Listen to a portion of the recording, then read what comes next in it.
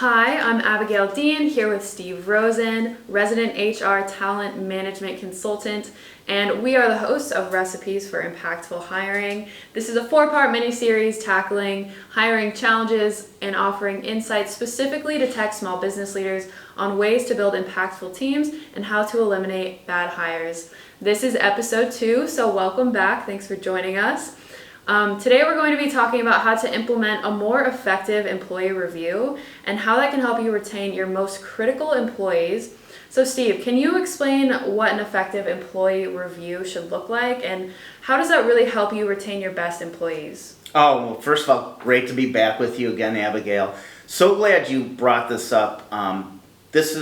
Employees they're one of an organizations, whether you're a Fortune 500 company or just starting out, they're your core to whether you're going to be successful or fail for the business.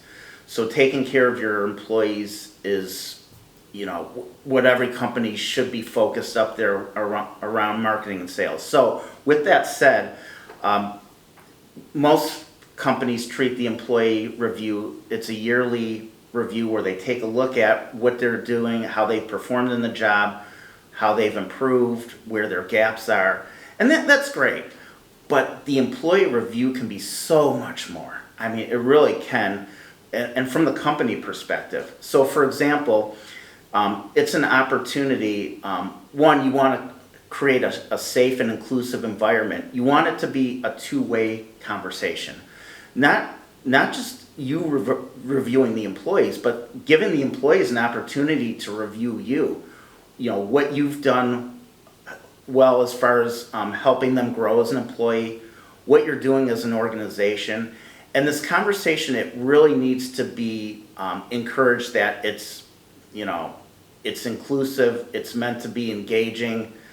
There's not going to be any repercussions because if you can get it where the employee is comfortable, they're going to give you a wealth of information about what your company is doing that you wouldn't get anywhere else except for bad reviews on social media.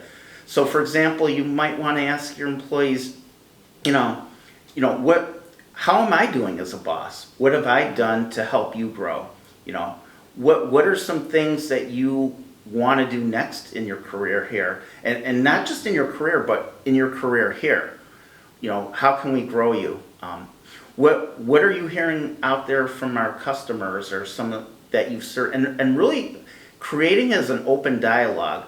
So maybe keeping it 15-20 minutes for what a normal employee review is, but then really opening it up and having that conversation, and you'll find one, you're going to get great information, and two, you're going to get an employee that feels, oh wow, this is a boss, this is a company that really values me, and they're going to be happy out there. And you know what they say, happy employees make happy companies. So anyway, take that into account when you do your next employee review, and really appreciate the time and the question. Thanks, Abigail.